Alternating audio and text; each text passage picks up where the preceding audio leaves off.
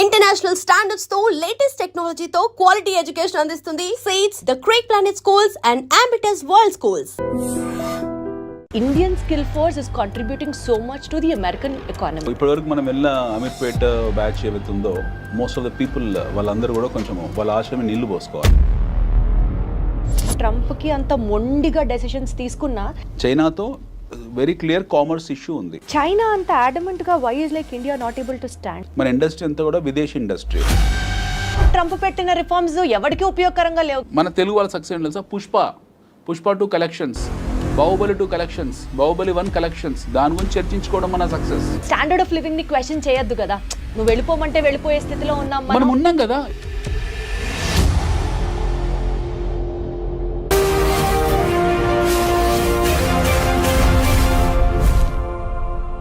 చూడు, ఒక్కవైపే చూడు, ఇంకోవైపు చూడాలనుకోకు. ఇది మీ అందరికీ బాగా తెలిసిన డైలాగే అయినప్పటికీ కూడా ఐ రియలీ విష్ ఇండియన్స్ అందరం ఒకే స్టాండ్ మీదకి వచ్చి ట్రంప్కి మన పవర్ ఏంటో ఈ స్టైల్లో చెప్పాలనిపిస్తూ ఉంటుంది. Because those reforms what he has been introduced are visa మీద రెస్ట్రిక్షన్స్ కానీ ఈ అంశాలన్నింటినీ ఇండియా అండ్ యుఎస్ ఈ టైజ్ ఏదైతే ఉన్నాయో be it in terms of economics or in terms of trade or in terms of whatever XYZ reasons ఇవన్నీ ఎలా effect అవుతాయి లేదా ఎఫెక్ట్ అవుతాయన్న భ్రమలోనే మనం బతుకుతున్నామా? Would it really or seriously make any sense? ఈ టాపిక్స్ గురించి మాట్లాడడానికి let me introduce the guest to you first. ఈ సబ్జెక్ట్ ఆ సబ్జెక్ట్ అని కాదు. Be it about mutual funds, he's there. Beat about investments, he's always there. And beat about geopolitics, he says tana kante best inkokal leru ani, and absolutely is what I also feel. Let me take the privilege to invite our guest for the show today, Anil AKV garu unnaru. Hello Anil garu. Hi ma'am. Ela unnaru? I am good. అసలు జియోపాలిటిక్స్లో మీకున్నటువంటి ఏమంటారు vast knowledge is like I'm totally flat for it sir. అది మీరు travel చేసిన విధానం కావచ్చు, మీరు వర్క్ చేసినటువంటి మీ పాస్ట్ ప్రయర్ వర్క్ ఎక్స్పీరియన్స్ వల్ల కావచ్చు, వాట్ ఎవర్. బట్ ఈ టాపిక్స్ గురించి డిస్కస్ చేయడానికి నాకు మీరే పర్ఫెక్ట్, మీతోనే కరెక్ట్ అని అనిపించింది. And that's the reason we have been talking now. So sir, Indian skill force is contributing so much to the American economy. Absolutely. ఈ నేపథ్యంలో restrictions on visa, H1B reforms, Trump రీసెంట్గా introduce చేసినటువంటి వీటి దృష్ట్యా how are it going to be affected? What would you have to say about it? It is very positive, the visa restrictions or Trump new immigration policy regimes, all are positive for Trump only. Yes. So he wanted to take the best quality from India. అతనికి మన దగ్గర నుంచి best క్వాలిటీని తీసుకొని వెళ్ళే ఉద్దేశం ఉంది. So ఇప్పటివరకు మనం వెళ్ళిన అమీర్పేట బ్యాచ్ ఏవైతుందో మోస్ట్ ఆఫ్ ద పీపుల్ వాళ్ళందరూ కూడా కొంచెం వాళ్ళ ఆశయం నీళ్లు పోసుకోవాలి. So he's now very clear that he want the quality immigrations. ఒకటి. రెండోది, ట్రంప్ హిమ్సెల్ఫ్ ఈజ్ చాలా బిజినెస్ మ్యాన్, బిజినెస్ పర్స్పెక్టివ్ ఇవన్నీ ఈ దృష్టికోణంతో చూడడం మానేస్తే you find Trump is a very clear statesman. He is a very clear nationalist. Correct. And he is a man who is looking at from his internal security perspective. Absolutely. So atanu రాగానే చేసింది pentagon ని strong చేసుకున్నాడు, CA ని strong చేసుకున్నాడు, వాళ్ళ deep state ని strong చేసుకున్నాడు.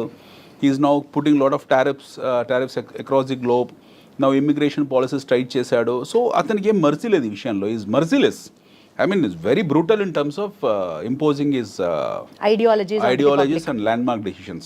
So that way it is a benefit to Trump. So you cannot all ఎవరు పడితే వాళ్ళు ఇప్పుడు యూఎస్కి వెళ్ళడానికి. కానీ సార్, అంటే మనం ఇప్పుడు ఇండియన్స్ కాబట్టి we have that feeling of nationality. Indians అని పంపించేస్తారా, ఇండియాతో ఇట్లా ఆడుకుంటాడా అని అనిపిస్తుంది. కానీ but otherwise Trump always had this, as you said, his mercilessly, his brutelessly in for his country. America first is his stand always.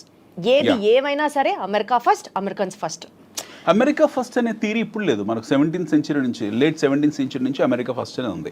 First cold war తర్వాత America ఎప్పుడైతే యాజ్ అ నేషన్ గా ఫామ్ అయిపోయిందో, అంటే first world war తర్వాత, first cold war and first world war, అమెరికాలో చాలా cold war జరిగాయి. Let's take అందరికి తెలిసింది ఫస్ట్ వరల్డ్ వార్ అనుకుందాం. వాళ్ళు హీరోషిమా, నాగసాకి మీద ఎప్పుడైతే బాంబింగ్ చేశారు, హ్యారీ ట్రూమాన్, అప్పుడే వాళ్ళు అమెరికా ఫస్ట్ అని స్టాండ్స్ తీసుకున్నారు. ప్రపంచ యుద్ధాన్ని చూసిన అతిపెద్ద అగ్రరాజ్యం అది. They have not called it, but they have finished it. ప్రపంచ యుద్ధాన్ని ఫినిష్ చేసిన నేషన్ అది. ఓ 2 బాంబులు వేశారు. వాళ్ళ పర్ల్ హార్బర్ దెబ్బతిన్న తర్వాత they went and bombed Hiroshima Nagasaki 1945 August 6th and 8th. సబ్సిక్వెంట్గా వాళ్ళు తీసుకున్న నిర్ణయం ఏంటంటే అమెరికా ఫస్ట్. మనం ఈ భూమండలం మీద సర్వైవ్ కావాలంటే జర్మనీని ఎదుర్కోవాలనుకున్న అప్పటికి చైనా లేదు, ఆర్ లాటిన్ అమెరికన్ కంట్రీస్ని ఎదుర్కోవాలనుకున్న బ్రెజిల్, అర్జెంటీనా వాళ్ళకి చాలా పెద్ద శత్రువులు. ఆ టైంలో వాళ్ళని ఎదుర్కోవాలనుకున్న, లేకపోతే యూకేని అప్పటికి వెరీ స్ట్రాంగ్ కంట్రీ బ్రిటన్, వాళ్ళని ఎదుర్కోవాలనుకున్న, లేదా ఆ టైంలో ఉన్న పోర్చుగల్ కానివ్వండి, లేకపోతే స్పెయిన్ కానివ్వండి, ఫ్రాన్స్ని కానీ వీళ్ళని ఎదుర్కోవాలనుకున్నా they have to take American first stance. So American first stance ఆ రోజే తీసుకున్నారు వాళ్ళు. Okay. So when they have taken the stance of America first and they're continuing it. Now ఈ ప్రాసెస్లో ఏమైంది, మీకు ఒక్కొక్క రాష్ట్రపతి అంటే ఒక్కొక్క అధ్యక్షుడు ఒక్కొక్క నిర్ణయాలు తీసుకున్నాడు. అక్కడ కొన్ని కెనడీ వచ్చాడు, సంస్కరణలు తేవాలనుకున్నాడు, కెనడీని అర్ధాంతరంగా చంపేశారు, హీఈస్ గాన్. రొనాల్డ్ రీగన్ వచ్చాడు, రొనాల్డ్ రీగన్ కొన్ని రిఫార్మ్స్ డిసిషన్స్ తీసుకున్నాడు, తర్వాత ఆయన రిటైర్ ఆయన వెళ్ళిపోయారు. దాని తర్వాత వీ హ్యావ్ సీన్ ఒబామా. ఆ టైంలో మొత్తం ప్రపంచం ఉత్పాదన జరిగింది in terms of subprime crisis. They lot of money, oil money యూఎస్కి వెళ్ళడము, అదంతా కూడా యూఎస్ బాండ్స్లోకి వెళ్ళడము సబ్ ప్రైమ్ అంటే వాళ్ళు బోరింగ్ రేట్ కన్నా ఎవ్రీబడి నోస్ దట్. వాళ్ళ ఆ క్రైసిస్లోకి వెళ్ళడము. దెన్ ఒబామా కేర్ ఇలాంటివన్నీ తీసుకొచ్చారు, బెయిల్అవుట్ ప్యాకేజ్ పెట్టారు. దెన్ వాళ్ళ ప్రమేయం లేకుండా involuntarily they made their economy as a paper economy. Nixon time నుంచి US is in what you call is become more or less paper economy. యుద్ధ వాతావరణం ఎప్పుడు సృష్టించుకుంటూ వచ్చారు. Now finally what happened, the transparency of classified information ఉన్నంత వరకు it is a paper economy. $50-60 trillion డెట్స్లో ఉన్న ఎకానమీ అది. సో అమెరికా కాంపౌండెడ్ మొత్తం ప్రపంచంలో ఉన్న అప్పులన్నీ వేసుకుంటే 30% అప్పు is from America only. 30% America ప్రపంచ. How does it claim to be like super natural power అని ఎట్లా ఫీల్ అవుతుంది? సూపర్ పవర్ ఎందుకు ఫీల్ అవుతుంది? Super global power. Super global power. వాళ్ళు గ్లోబల్ పవర్ కాబట్టి వాళ్ళు ఎందుకు గ్లోబల్ అవుతున్నారు? వారు global power. How power comes? Power ఎలా వస్తుంది మీకు? ఆర్మ్స్ అండ్ అమ్యునిషన్స్ ఎక్విప్మెంట్తోనే వస్తుంది. అంటే ఆస్తుల కన్నా అప్పులు తక్కువ ఉండాలి. ఆస్తుల కన్నా అప్పులు తక్కువ ఉన్నా సరే అప్పుల కన్నా ఎక్కువ ఆయుధాలు ఉన్నాయి వాళ్ళ దగ్గర. అది that makes America stand out unique. Yes, వాళ్ళ దగ్గర ఆయుధాలు ఎక్కువ ఉన్నాయి. America has got all warfare equipment toys with them. So వాళ్ళ దగ్గర లేని ఆయుధాలు అంటే ఏమీ లేవు. వాళ్ళు దాన్ని ఎప్పుడు ప్రయోగిస్తూనే ఉంటారు. ఐ థింక్ అందుకని నేను అనుకుంటా అంటే ట్రంప్కి అంత మొండిగా డెసిషన్స్ తీసుకున్నా they are always super confident that they have the best ఈ వార్ఫేర్కి సంబంధించి they are always in ahead కాబట్టి వాళ్ళకి కాన్ఫిడెన్స్ వస్తుందేమో అనిపిస్తుంది. వాళ్ళ కాన్ఫిడెన్స్ రావడానికి 3-4 కారణాలు ఉన్నాయి. వాళ్ళ తాలూకు డీప్ స్టేట్ సిఏఏ వెళ్ళని ప్రాంతం అంటూ లేదు. ఫర్ ఎగ్జాంపుల్ వాళ్ళకి ఎవరితో ఇష్యూస్ ఉన్నాయి, ట్రంప్కి ఇప్పుడు ఎక్కువ ఇష్యూస్ చైనాతో ఉన్నాయి. చైనాతో వెరీ క్లియర్ కామర్స్ ఇష్యూ ఉంది, ట్రేడ్ అండ్ కామర్స్ ఇష్యూ ఉంది. వాళ్ళు టారిఫ్ ఎక్కువ పెట్టింది చైనాకు. ఎందుకంటే ఇప్పుడు China if suppose China is exporting close to about 3.9 trillion to America, versus America is exporting 2.9 trillion. So వాళ్ళ ట్రేడ్ డెఫిసిట్ ఆల్మోస్ట్ ఒక 30% ఒక చైనాతోనే ఉంది. సో డెఫినెట్గా వాళ్ళు చైనాని టార్గెట్ చేశారు, చైనా మీద టారిఫ్ పెట్టారు. దానికి కౌంటర్ టారిఫ్ చైనా కూడా పెట్టింది. మా వస్తువులు మీరు కొనకపోతే మా నష్టం లేదు, మాకు కొనుక్కోవాలంటే ఈ రేటుకు కొనుక్కోవాలని వాళ్ళు పెట్టారు. They have taken the stands. They are also very strong. Now Trump is not sparing any one in terms of tariffing. ఇప్పుడు we have to understand 2 things. What is America at this point in time? America is the greatest importer of goods and services across the globe. వాళ్ళ దగ్గర వాళ్ళు ఏం export చేస్తున్నారు ప్రపంచానికి అంటే they are exporting the army products.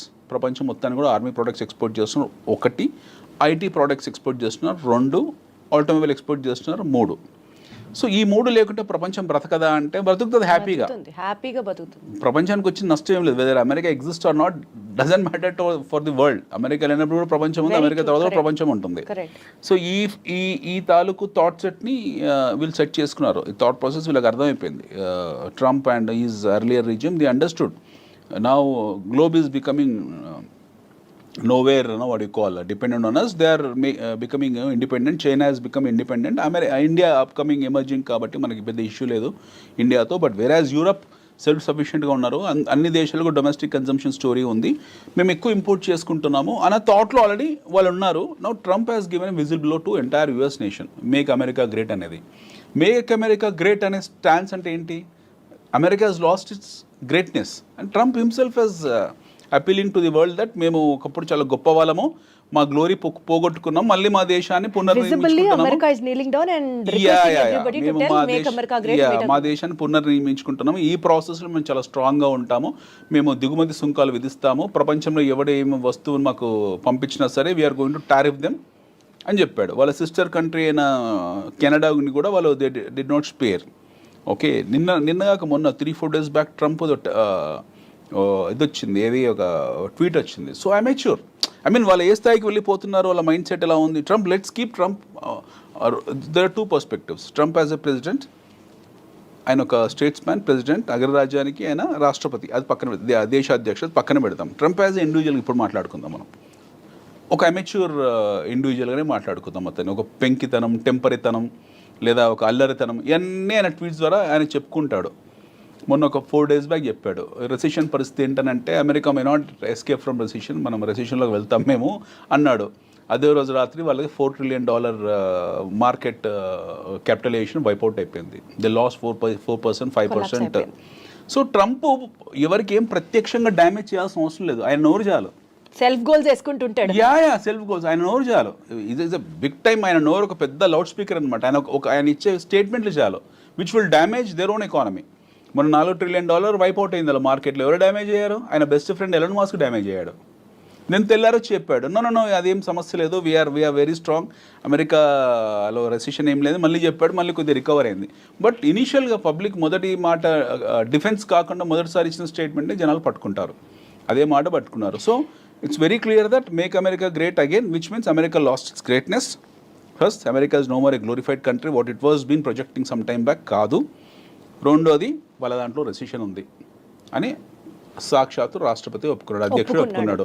And the fact of life is America is in recession. ఇది ఎవరు ఒప్పుకున్నా ఒప్పుకోకపోయినా సగటు తెలుగు వాళ్ళు ఎవరైతే ఉంటారో అమెరికాలో వాళ్ళు ఒప్పుకోరు. మన స్నేహితులు కానీ బంధువులు కానీ లేదు, అమెరికన్స్ ఒప్పుకుంటారు. అక్కడ నేటివ్ అమెరికన్స్ బౌండ్ బాటప్ ఎవరైతే ఉన్నారో వాళ్ళ పెడిగ్రీ వాళ్ళు ఒప్పుకుంటారు వీఆర్ ఇన్ రెసిషన్ అని. బట్ మన తెలుగు వాళ్ళు last 15-20 years. One thing what మీరు చెప్పిన దాని ప్రకారం నాకు అర్థమయ్యేది ఏంటంటే, make America great or America first అన్న స్లోగన్కి ఇంకా వాళ్ళే చెప్పుకోవాలి తప్ప ఆ మాట, it is nowhere first or need not to be so great to us to really take inspiration from America. అమెరికాలో $87 తీసి పక్కన పెడితే what is America for us? Absolutely. $87 in fact so much of skill force is moving from India and supporting America. Absolutely. ఇప్పుడు India నుంచి మనకు ఎందుకు వెళ్తున్నామంటే మన దగ్గర అవకాశాలు లేకపోవడము, ఉన్నాయా లేవా విషయం పక్కన పెడితే $87 ఉంది ఒక డాలర్. గతంలో వెళ్ళిన వాళ్ళందరూ 40-45లో 30-35లో వెళ్ళారు. అప్పుడు కూడా ఈవెన్ 20 years బ్యాక్ కూడా మేము ఇట్ వాస్ 22-23 ఉన్నప్పుడు వెళ్ళిన వాళ్ళందరికీ కూడా డాలర్ చూసే వెళ్ళారు. వీళ్ళకి ఏం ఎమోషనల్ అటాచ్మెంట్ కాదు, అక్కడ డబ్బులు ఎక్కువసమే వెళ్ళారు. ఉద్యోగరీత్యా why churn will happen, why job hopping will happen. నేను ఒక జాబ్ చేస్తున్నాను, నేను ఉద్యోగం మారాను, ఎందుకు మారాను? నాకు ఎక్కువ జీతం ఇస్తే మారుతాను. నాకు నా పోస్టింగ్ ఏ అస్సాంలోనో బెంగాల్లోనో ఏ గుజరాత్లోనో ఇస్తే వెళ్ళకుండా ఉంటానా? I will go and work there because I'm paid high. Similarly ఇక్కడ ఉన్న టాలెంట్ ఎవరైతే ఉన్నారో వాళ్ళకి ఎక్కువ జీతాలు వస్తున్నాయి అక్కడ, ఆ ఎక్కువ జీతాలకు వెళ్ళారు. ఆ వెళ్ళిన ప్రాసెస్లో కొన్నాళ్ళ తర్వాత ఎక్కువ జీతానికి వెళ్ళారు, ఎక్కువ కష్టపడ్డారు, అమెరికన్ ఎకానమీని నిలబెట్టారు కూడా. ఎక్కువ కష్టపడ్డం మనం చూడలేదు కాబట్టి మనం కామెంట్. ఎక్కువ కష్టపడ్డామంటే అదే యాక్చువల్గా పనిచేసి ఇండియాలో ఎక్కువ కష్టపడాలి కంపారిటివ్లీ. హైర్ అండ్ ఫైర్ ఎక్కువ ఇండియాలో ఉంటుంది, ఎక్కువ గొడ్డు చాకిరి మన దగ్గరే ఉంటుంది. మీరు బెంగళూరు ఐటీ సెక్టర్స్ చూస్తే మనకు అమెరికన్ కంపెనీస్లో, అమెరికాలో పనిచేసే కంపెనీస్లో ఉన్నన్ని ఫెసిలిటీస్ ఇండియాలో ఏమీ లేవు కంపారిటివ్లీ. అమెరికన్ కంపెనీస్లో అక్కడ ఆన్షోర్లో పనిచేసే వాళ్ళు ఎవరుతున్నారో they have fantastic lifestyle. వాళ్ళ హెచ్ఆర్ పాలసీలు కానివ్వండి, వాళ్ళ ఇంటర్నల్ సెక్యూరిటీస్ కానివ్వండి, ఎంప్లాయీ కేర్ కానివ్వండి, లేకపోతే వాళ్ళ వర్క్ లైఫ్ బ్యాలెన్స్ కానివ్వండి, కంపారిటివ్లీ మనం నోవేర్. ఓకే, మన దగ్గర వారానికి 90 గంటలు పనిచేయాలని నారాయణమూర్తి అంటాడు, 100 గంటలు పనిచేయాలని ఇంకోడో అంటాడు. Okay, this shows their immaturity. మన ఇమ్మెచ్యూరిటీ ఇక్కడ చూయించుకుంటాం. మన సీఈఓలు ఎక్కడో కూర్చుంటాడు, హాలిడేస్లో వాడు భార్య పిల్లలతో ఉంటాడు, ఇక్కడ మెసేజ్ పెడతాడు we have to work for 100 hours in a week అని చెప్పి. So this is our immaturity. You find this in American companies? No, they are extremely matured. Okay, so వీళ్ళు వెళ్ళే వాళ్ళు ఒక హైయెస్ట్ శాలరీ అనే కాదు, మంచి వర్క్ లైఫ్ బ్యాలెన్స్ ఉంటుంది, మంచి ఎన్విరాన్మెంట్ ఉంది, మంచి ఎకాలజీ ఉంది, మంచి మీకు ఎమిషన్ ఉండదు, గుడ్ లైఫ్ ఉంది. ఇవన్నీ రకరకాల కారణాలు ఉన్నాయి అక్కడ. They are peace of mind comparatively ఉంది. They are stable there. అక్కడ వెళ్ళారు, కష్టపడ్డారు, సంపాదించుకున్నారు. ఒక జనరేషన్, సెకండ్ జనరేషన్, ఇప్పుడు మన వాళ్ళు ఐటీ వాళ్ళు Y2K తర్వాత ఇప్పుడు సెకండ్ జనరేషన్ రన్ అవుతుంది. They are happily settled there. So morally there are American citizens. వాళ్ళు భారతదేశాన్ని పెళ్లి పేరెంటల్కి వచ్చి వెళ్ళినా సరే వాడికి ఇక్కడ ఎమోషనల్ అటాచ్మెంట్ అంత గొప్పగా ఏమి ఉండదు. ఉండొచ్చు. Most of our Telugu people have affinity towards their political agenda కాబట్టి ఉండొచ్చు. బట్ అదర్వైజ్ అంత ఏమి ఉండదు.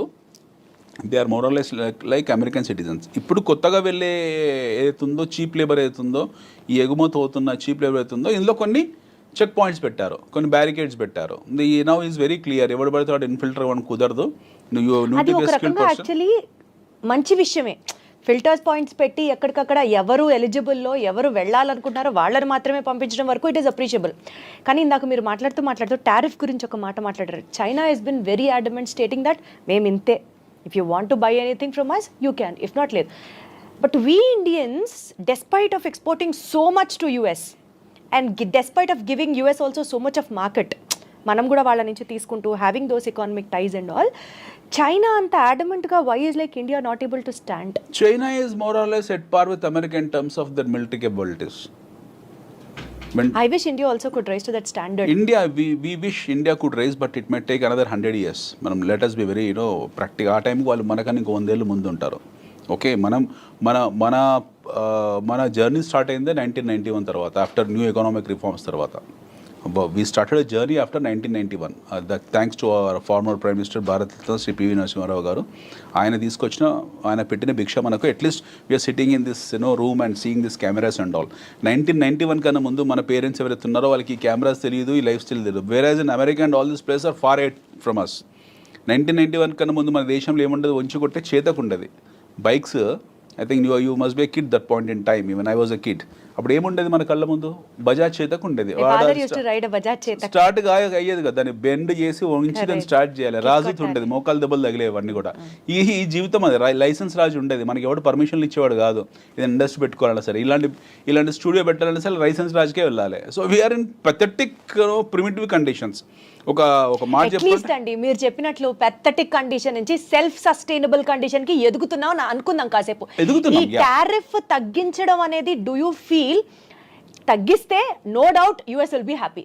పాయింట్ నెంబర్ 2, ఇండియాలో కూడా ఎక్కువ అమెరికన్ బ్రాండ్స్ రావడం కానీ, ఆర్ ఇప్పుడు మన లోకల్ బ్రాండ్ వెహికల్ వాడడం కన్నా we would be always incline to use another branded vehicle from which is exported from other country or kinds like that. This a human tendency what we're talking about.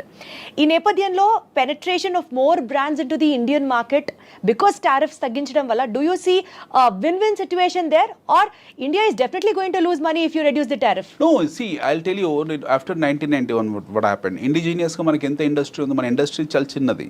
Be it automobile, be it FMCG, be it barring textile. Recently we are now becoming very strong in terms of our pharmaceutical. Otherwise మన industry అంతా కూడా విదేశీ industry. It's all foreign. Hindustan level నుంచి మొదలు పెడితే మనం Nestle వరకు, Cadbury chocolate వరకు కూడా విదేశీ ఇండస్ట్రీ. విదేశీ ఇండస్ట్రీ మనకి ఏం కొత్త కాదు. We people think that Pond's powder is from India. Standing that support local people should be. ఇప్పుడు మన వాళ్ళు రీసెంట్ గా ఆత్మనిర్భర్ భారత్ తీసుకొచ్చి రీసెంట్ గా ఇనిషియేట్ చేశారు, which is a very good initiative which is been done about 2-3 years back. But prior to that Atmanirbhar Bharat ఇంకా full take off కాలేదు. But prior to that or at this point in time మన ఒంటి మీద వస్తువులు, ఈ కెమెరాలు, settings, everything is imported. Okay, మన దగ్గర మ్యానుఫ్యాక్చర్ చేస్తున్నారో లేకపోతే మనం ఇంపోర్ట్ చేసుకుంటున్న విషయం పక్కన పెట్టండి. మన ఇంట్లో ఉన్న ప్రతి వస్తువు చైనాదే. మనం ఎక్కడ మన ఇండిజినియస్ ఇండస్ట్రీ ప్రొడక్టివిటీ పెంచాలంటున్నారు మీరు? ప్రొడక్టివిటీ అని కాదండి, we cannot compare ourselves with China or with America. We're primitive. మనం ఈ ఫ్యాక్ట్ని అర్థం చేసుకోవాలి. It takes lengthy time for me to explain. We're primitive. వాళ్ళతో కంపేర్ చేసుకుంటే మనం కొన్ని శతాబ్దాలు వెనుకబడి ఉన్నాం. No way comparison with. కాబట్టి మనం టారిఫ్ తగ్గిస్తూనే ఉండాలి అంటారు. మనకు దిక్కు లేదు. I'm telling you in a very blunt layman words, మనకు దిక్కు లేదు. We don't have any stands. అమెరికాని వెళ్ళి, ఇప్పుడు కెనడా ఉంది ఫర్ ఎగ్జాంపుల్. ఎస్టర్డే అప్పుడు ప్రతి ఒక్కడు వచ్చి వాడి ప్రోడక్ట్ ని అమ్ముకుంటాడు, కానీ ఇంకా మనం ఎదిగేది ఎప్పుడు? 2 రోజుల క్రితము ఏం జరిగిందో చూడండి. 2 days back Trump has tweeted saying that కెనడాని టీజ్ చేస్తూ ట్వీట్ చేశాడు. ఏమని చేశాడు?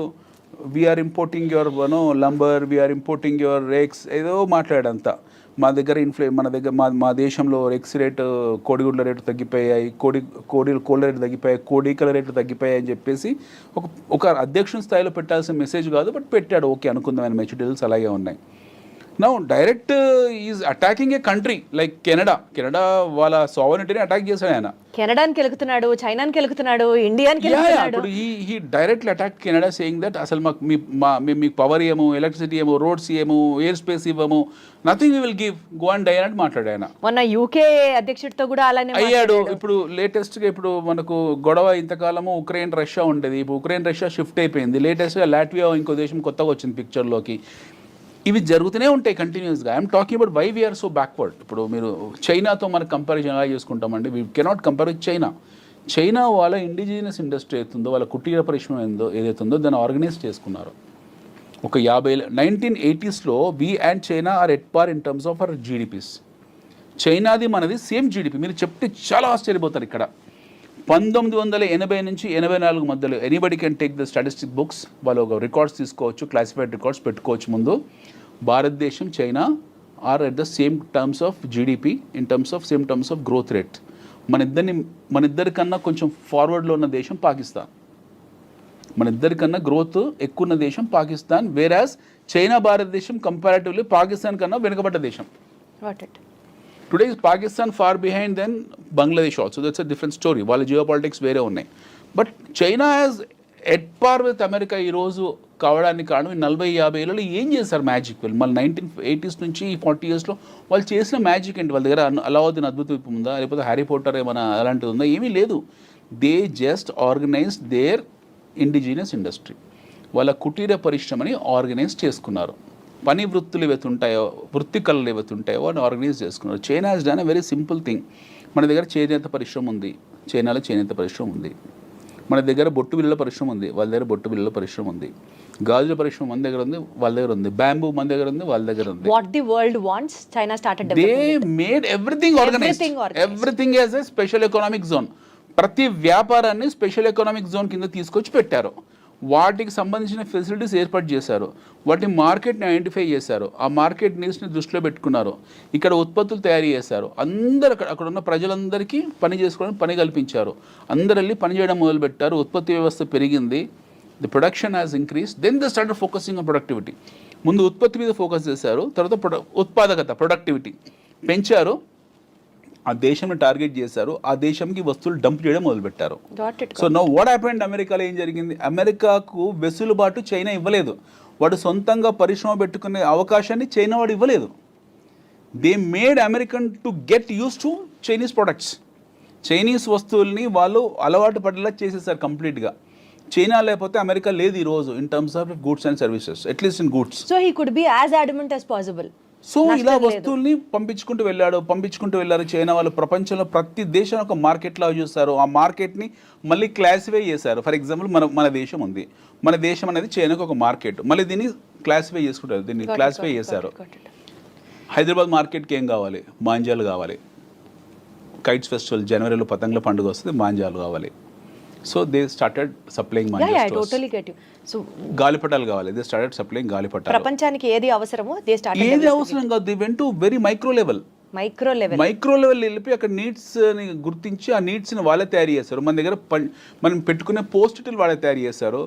మన గాజులు వాడే చేస్తున్నాడు, ఇంట్లో మగ్స్ వాడే చేస్తున్నాడు. మన యుటెన్సిల్స్ మొత్తం చైనా వస్తువులే కదా. మన ఫోన్కున్న కవర్ కూడా చైనాదే కదా. ఫోన్ మీద పెట్టే కవర్ కూడా చైనాదే. So they're identifying the market, they're identifying the needs, they're creating new needs. ఉన్న అవసరాలే కాదు, కొత్త అవసరాలు సృష్టించి దాన్ని మార్కెట్గా తయారు చేసి ఉత్పత్తి వ్యవస్థను పెంచుకొని, ఉత్పాదకను పెంచుకొని ఆ వస్తువులను ఆ దేశంలో డంప్ కొడుతున్నారు వాళ్ళు. So now what happen to Americans ఈరోజు కొత్తగా సంస్థలు పెట్టేసి 10 ఏళ్ళు 15 ఏళ్ళు. Now Trump is saying that no, you need to put your factories in our country so that we will give reservations for you in terms of tariffs.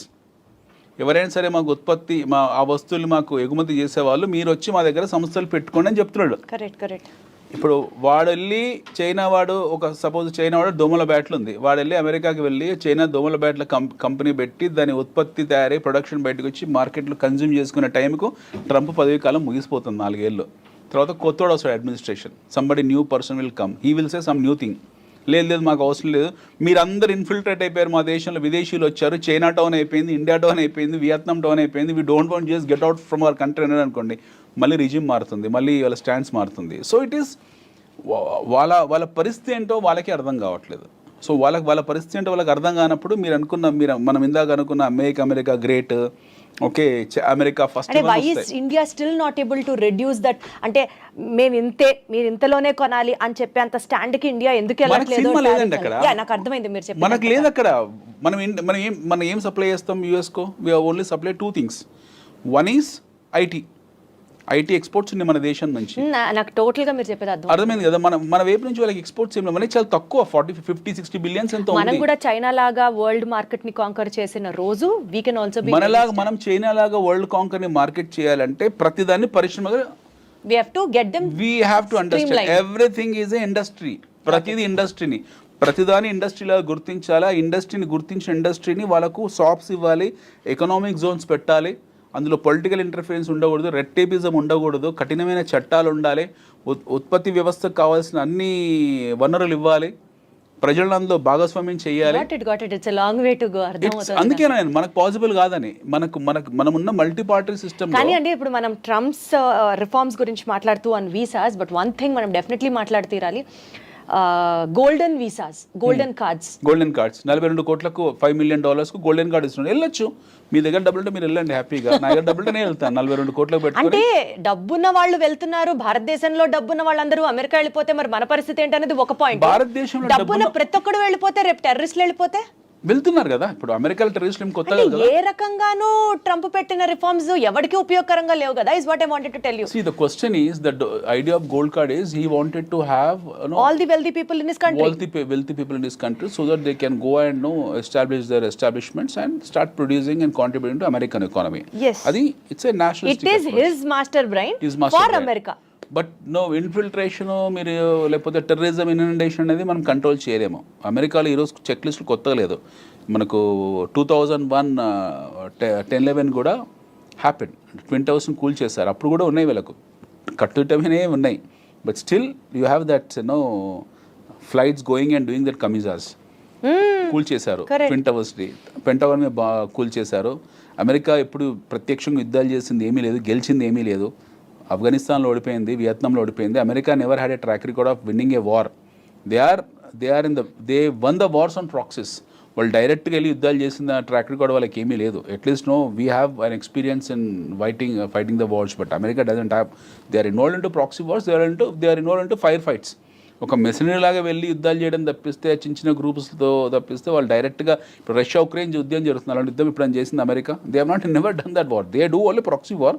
వాళ్ళ దగ్గర చాలా ఆయుధాలు ఉన్నాయి, అది చూపించుకుంటూ బతికేస్తున్నారు. అవి చూయించుకుంటూ వాళ్ళు ఆ చిన్న చిన్న దేశాలని, పెద్ద దేశాలు, వాళ్ళని వీళ్ళని ట్రేడ్ అని, కామర్స్ అని చెప్పి చేసుకుంటూ వెళ్తున్నారు. సో ఈ స్టాన్స్ ఆఫ్ బీయింగ్ అగ్రరాజ్యం ఆర్ ఈ stance of being a number 1 country in the world will not last long. బహుశా ఈ ట్రంప్ అడ్మినిస్ట్రేషన్ తోటి America will lose its sheen. They are already in recession. Okay, ఇది మనం ట్రంప్ని తప్పుపట్టడానికి లేదు, లేకపోతే బైడెన్ తప్పుపట్టడానికి లేదు, లేదా అంతకుముందుకున్న ఒబామాని తప్పుపట్టడం లేదు. We cannot no what you call find a fault in any of this presidents, or we cannot find. ఇది ఒక ఈ టైం ప్రవాహంలో ఒక దేశము ఒక స్థాయి నుంచి ఒక స్థాయి వెళ్తుంది, ఒక జీరో స్థాయి నుంచి ఒక లాస్ట్ 200 years ప్రయాణం అమెరికాది. It's a travel of last 200 years. So zero నుంచి వాళ్ళు ఒక X1 X10 స్టేజ్కి వచ్చారు. ఇది ఒక పెద్ద ప్రహాసనము, ఒక ప్రయాణము లేదా పరిణామక్రమము. వీళ్ళు ఒక సాచురేషన్కి వచ్చారు. We need to understand from statistical point of view. ఒక సాచురేషన్కి వచ్చారు. ఈ లాస్ట్ 20 years 25 years నుంచి ఏం జరుగుతుంది, వీళ్ళు ఇక్కడ ఇబ్బంది పడుతున్నారు. ఈ ఎండ్ పాయింట్లో, ఈ లాస్ట్ పాయింట్లో వాళ్ళు ఇబ్బంది పడుతున్నారు. They are suffering. Now either they have to consolidate there and further take off, or they have to come back. So మాలాంటి వాళ్ళు, అంటే కొంతమంది ఎవరైతే ఉంటారో బేసిక్ కామర్స్ తెలిసిన వాళ్ళు అర్థం చేసుకునేది ఏంటంటే, America has competition. America is not a independent country. America has competition. America has a competition from China. China నుంచి అతిపెద్ద కాంపిటీషన్ అమెరికాకు ఉంది. China is a cash user country, చాలా డబ్బున్న వాళ్ళు. అండ్ ఇప్పుడు మారుతున్న జియో పాలిటిక్స్ ఏవైతే ఉన్నాయో, రష్యా మళ్ళీ పిక్చర్లోకి రావడము. I don't surprise tomorrow Zelensky goes and speak to Putin and becomes friends. వాళ్ళిద్దరు మళ్ళీ ఎప్పటిలాగా పాత స్నేహితులు అయిపోయినా ఆశ్చర్యపోవాల్సిన అవసరం లేదు. మనం ఇందులో పర్మనెంట్ ఎనిమీస్, పర్మనెంట్ ఫ్రెండ్స్ అంటే ఎవరు ఉండరు. Nothing is fair in war and love. వీళ్ళు ఎవరు ఎప్పుడు శత్రువులు అవుతారో, ఎప్పుడు మిత్రులు అవుతారో మనకు తెలియదు. డెఫినెట్గా అమెరికన్ కౌంటర్ డిఫెన్స్ ఈ కౌంటర్ డిఫెన్స్ చేయడానికి రష్యా, చైనా ఒక అలయన్స్ కింద మారచ్చు. యాజ్ వీఆర్ ఇన్ బ్రిక్స్, మనకు క్వాడ్ ఒకటి సపరేట్గా ఉంది, we're in BRICS also. So he's attacking BRICS, is attacking నాటోని తిడుతున్నాడు. ఇప్పుడు we will not spend no money on you, మేమే ఖర్చు పెడుతున్నామని నాటోని అన్నాడు. సో నాటోని ఆల్మోస్ట్ బహిష్కరించ పనిచేశాడు. నవ్ ఈస్ టాకింగ్ అబౌట్ బ్రిక్స్కు వాల్యూ లేదు అన్నాడు. Quad, we're part of Quad ఏదైతే క్వాడ్ డైలాగ్ ఉందో అందులో we're part. Even America, Japan, Australia and India is part of that Quad. So దీని గురించి ఇంతవరకు ఏం మాట్లాడలేదు. So everyday you are finding some funny activities across the world. So Trump వచ్చిన తర్వాత బ్యూటిఫుల్ ఎంటర్టైన్మెంట్ జరుగుతుంది, మనకు అద్భుతమైన ఎంటర్టైన్మెంట్ జరుగుతుంది. అంతకుముందు లేదని కాదు, అంతకుముందు చెప్పేవాళ్ళు కాదు ఎవరు కూడా. ట్రంప్ నోటి దురుసు వల్ల ఏంటంటే ఈ himself will know tell everything, advance చెప్పేస్తాడు అన్నీ కూడా. ఆయన ముందే అన్నీ చెప్పేస్తాడు. సో దాని తాలూకు గందరగోళాలు, వాలటాలిటీ అనేది మనకి ఎప్పుడు కనపడుతూ ఉంటుంది. ఈ వచ్చే 3.5-4 సంవత్సరాలు ట్రంప్ అడ్మినిస్ట్రేషన్లో will see wonderful and entertainment చూస్తూ ఉంటాం మనం, ఇమ్మెచ్యూర్ ఎంటర్టైన్మెంట్. బట్ దాని తర్వాత ఎలా ఉంటుంది ఆఫ్టర్ తర్వాత మాగా అయిపోతుంది, తర్వాత ట్రంప్ ఇదే లాస్ట్ టర్మ్, తర్వాత అమెరికా ఎలా ఉంటుంది అనేది నన్ ఆఫ్ అవర్ బిజినెస్. మనం చూడాల్సింది భారతదేశము, we have natural resources, we have human capital.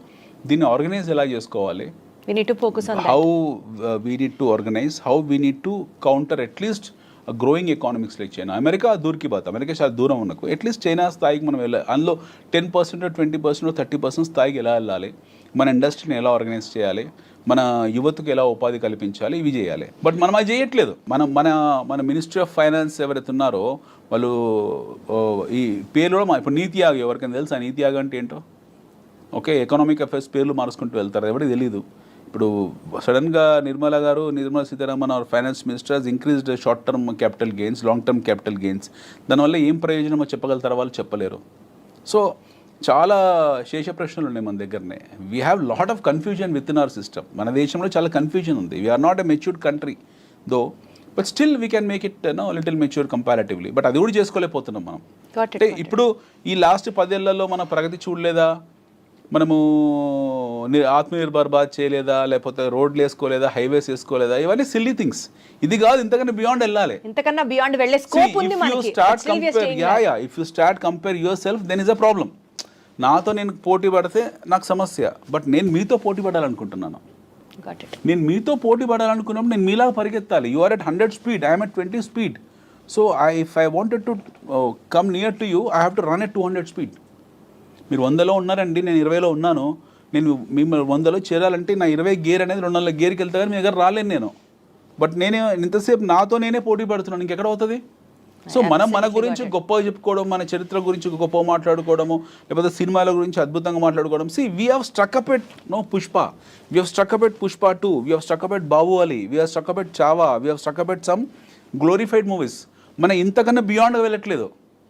మన సమస్య ఏంటంటే మన దేశంలో 90% of the people on social media talks about the collection of Pushpa. వాడికి ఇస్తారా ఏమైనా డైరెక్టర్ వచ్చి? ఆ ప్రొడ్యూసర్ ఇచ్చిన ఫ్రీ టికెట్ ఇస్తాడా? Who cares all this? The problem in our country is nobody talks something beyond that. ఒక క్రియాశీలత గురించో, ఒక సృజనాత్మకత గురించో ఎవరు చర్చించాడు? ఎవరో అప్పుడప్పుడు once in a while A physics వాళ్ళ అనే కంపెనీ వస్తుంది, వన్స్ ఇన్ ఏ వైల్ ఒక ఓయో లాంటి కుర్రాడు వస్తాడు, once in a while 5paisa.com లాంటి కుర్రాడు వస్తాడు, once in a while some people will come and create some bench marks and they become celebrities. అంతకన్నా బియాండ్ లేదు కదా. You tell me one thing, మన 2 తెలుగు రాష్ట్రాల్లో గత 10 సంవత్సరాలు ఒక ఎంటర్ప్రెన్యూర్ చూపించండి. బీట్ మీరు కావచ్చు, నేను కావచ్చు.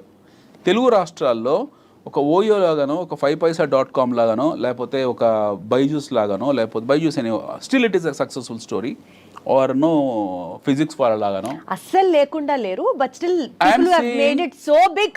I'm saying some benchmark అస్సలు ఉన్నారు, లేరని కాదు. I'm saying someone who has become a national figure the way I've spoken just now.